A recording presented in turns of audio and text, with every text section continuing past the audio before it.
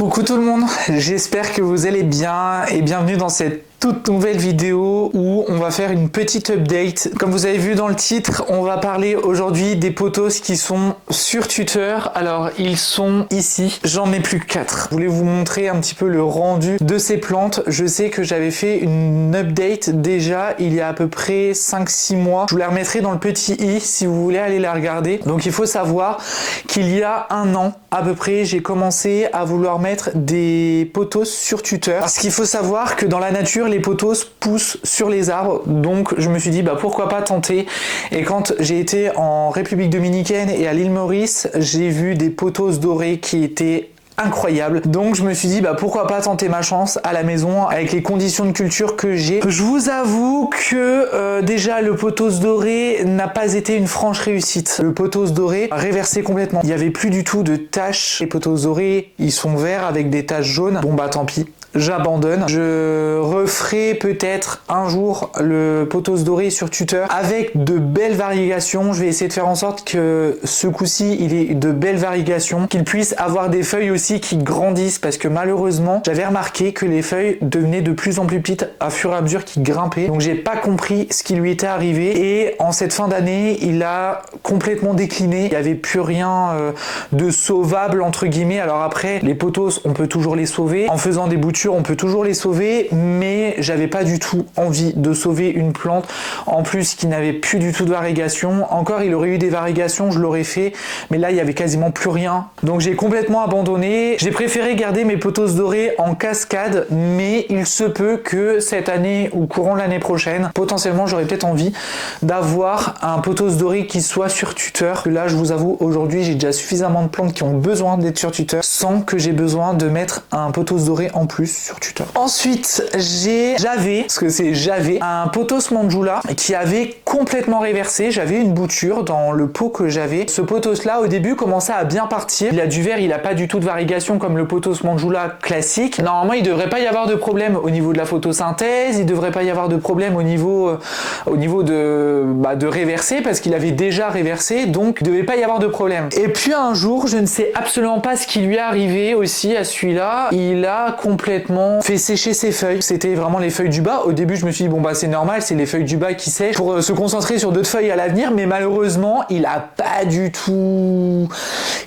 apprécié la fin d'année. Je crois que l'automne lui a été fatal, je pense comme moi. Si ça se trouve, peut-être que ça a été un manque d'arrosage, alors que tout le monde est logé à la même enseigne. Pour moi, tous mes pothos qui sont sur un tuteur, ils sont arrosés exactement de la même manière, donc j'ai pas compris ce qui lui est arrivé. Malheureusement je ne l'ai plus. C'était une très belle plante, j'étais très content de l'avoir sur tuteur. Après c'est sûr que les tuteurs c'est de l'entretien, c'est des tuteurs en sphane. En parlant de pothos mandjoula, je voulais vous montrer celui qui est sur tuteur, donc le voilà. Alors il est pas très grand, je vous avoue.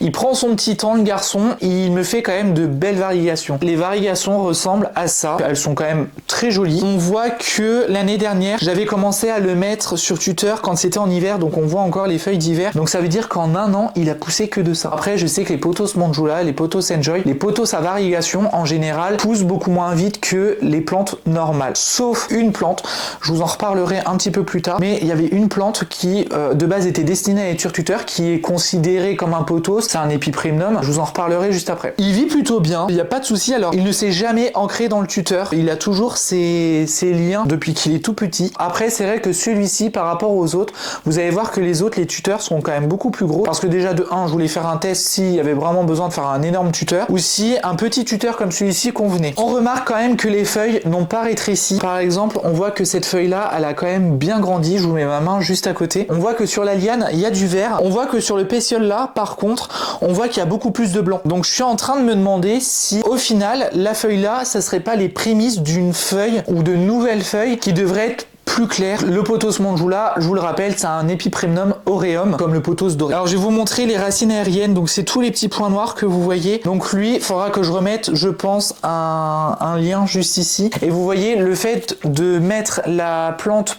près de la fenêtre, ça a permis de faire en sorte que toutes les feuilles soient du même côté. Si je dois vous montrer cette plante là en vidéo ou si je dois en prendre une photo, bah ça sera quand même beaucoup plus harmonieux parce que c'est vrai que les feuilles de derrière, bon, il n'y a aucun intérêt. Donc je vais la laisser faire son petit bonhomme de chemin, elle vit plutôt bien, je l'arrose un tout petit peu moins que les autres et j'espère qu'elle va me faire des feuilles, alors soit comme celle-ci, soit comme celle-ci, mais quand même un petit peu plus grande quand la belle saison va revenir. C'est vrai que là pour l'instant j'attends pas grand chose de mes plantes, déjà j'essaye d'en sauver pas mal, même si elle reste comme ça pendant 3 mois, pendant l'hiver, il n'y a aucun problème, tant qu'elle me fait des nouvelles pousses au printemps, moi c'est tout ce qui compte. Alors ensuite, comme je vous ai dit, hein, le tuteur là il est quand même beaucoup plus gros, c'est mon Pothos Enjoy. Je ne pensais pas qu'il allait grandir hyper vite et au final il pousse quand même plutôt bien. Ici, contre toute attente, j'ai une ramification. Ça va pouvoir remettre du feuillage le long du tuteur parce que c'est vrai qu'ici c'est complètement décharné. Il m'avait fait quand même quelques feuilles qui étaient un petit peu plus grosses que les autres quand c'était la belle saison. Quand c'était la belle saison, j'ai eu le droit à des feuilles qui étaient aussi grandes que celle-là. Et puis là, depuis l'automne, on voit qu'il a quand même fait, parce que ça c'est les feuilles qu'il m'a fait à l'automne, on voit qu'elles sont quand même beaucoup plus petites que les autres. Je vous mets quand même 2 feuilles l'une à côté de l'autre. On voit qu'elles n'ont pas du tout la même taille, mais c'est pas dérangeant. J'essaye juste de voir qu'est-ce qui correspond à mes plantes, si ça leur correspond d'être sur tuteur, est-ce que ça leur correspond d'être en cascade. Je sais que les pothos en général il n'y a pas vraiment de problème à ce niveau là. C'est vrai que j'aimerais bien avoir des feuilles un peu plus grosses que celle-là. C'est vrai que quand j'ai commencé à avoir celle-ci, je me suis dit ça y est, il commence à grandir, il commence à pousser, parce que c'est vrai qu'au tout début, je vais vous montrer, au tout début elles étaient complètement ternes. De toute façon on le voit même sur celle-ci, elle est complètement terne, elle est pas belle du tout. On voit que les nouvelles feuilles elles sont quand même beaucoup plus jolies, elles sont quand même beaucoup plus éclatantes. Par contre au fur et à mesure du temps, il arrive à accrocher ses racines. Je pense que je peux même retirer ce lien là, voire même le second, celui qui est ici. Là je sais pas si vous allez bien voir, mais il a quand même de belles racines juste ici. Donc je suis hyper content de ce pothos là et franchement il vit super bien. Les racines dans le pot, il m'en fait. C'est vrai qu'avec une liane, on peut avoir quand même un beau pothos. Alors la partie là est jolie, la partie là est moche. J'attends vraiment que la petite ramification là pousse au printemps. Pour l'instant, j'attends pas forcément grand chose de cette partie là. Je pense qu'à mon avis, la feuille là, il va me la sacrifier. Je pense que celle-ci aussi, et puis il va vraiment se concentrer, je pense, sur la partie là. Et en plus de ça, par rapport à mon Pothos Enjoy qui était en cascade, parce que oui, j'ai perdu mon Pothos Enjoy en cascade, je le trouve beaucoup plus touffu. Je trouve qu'on voit beaucoup moins le tronc. Quand je l'ai acheté chez Ikea, parce que je l'avais acheté chez Ikea, je me suis dit je vais le détester et puis au final je l'aime beaucoup. Ce que je vais faire, c'est que je vais quand même, je pense, racheter un Pothos Enjoy en version cascade, mais c'est vrai qu'il pousse quand même beaucoup plus vite que le Pothos Monjula. Je pensais réellement qu'il allait pousser beaucoup plus lentement, sachant qu'il lui reste ça comme tuteur. Il lui reste à peu près une vingtaine de centimètres, chose que le Pothos Monjula n'a pas encore été capable de faire. Ensuite, je vais vous présenter 2 plantes qui ont été les plus productives.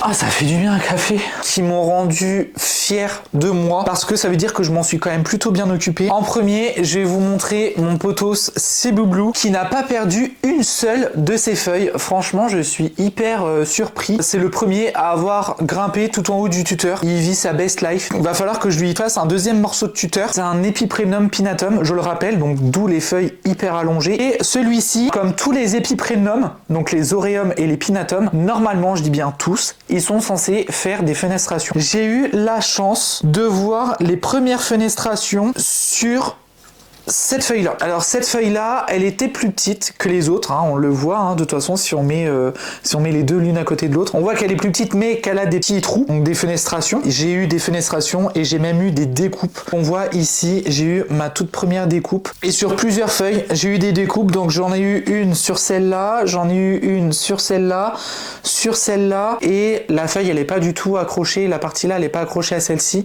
et celle-ci n'est pas accrochée à celle-ci. J'ai beau remarquer que le tronc ne grandit pas, ne s'épaissit pas. Je me demande si vraiment les feuilles vont vraiment grandir parce que les feuilles là, elles sont quand même beaucoup plus grandes que celle-là. Et c'est vrai qu'il est quand même très très beau. Là, si je fais comme ça et que je regarde les racines, ça va atteindre les... J'ai une racine qui dépasse du pot. Donc lui, il va falloir que je le rempote. Je ne sais absolument pas comment je vais me débrouiller. Je vais essayer de vous montrer du mieux que je peux. Normalement, vous voyez dans le trou juste ici, vous voyez qu'il y a quand même de belles racines aériennes. Les liens, je peux les retirer parce qu'il n'en a plus besoin. Je pense que je peux même retirer les liens qui sont sur le bas. Il a très très bien poussé. Et là, je vais vous montrer mon dernier pothos. C'est mon Epiprenum Aureum Marble Queen. Il est incroyable.